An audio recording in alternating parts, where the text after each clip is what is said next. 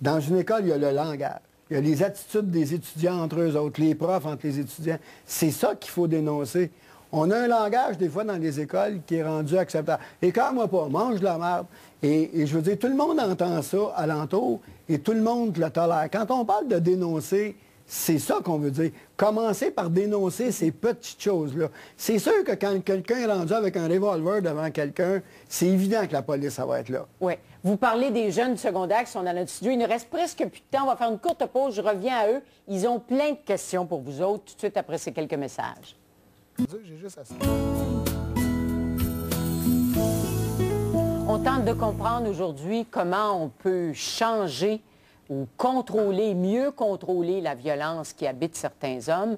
Et on a des jeunes gars ici qui ont beaucoup de questions pour les trois qui ont témoigné. Toi, tu en avais une, Philippe. Oui, moi, ce serait une question pour les trois, Maxime, Bruno et Daniel.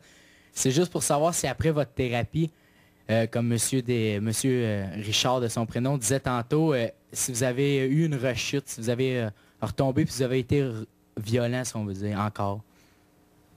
Qui plonge? Dans mon cas, à moi, après 3 mois, si on veut... On se retrouve bientôt pour une autre émission. Vous allez revenir, hein? Oui, oui. Bon, merci. Et puis à bientôt.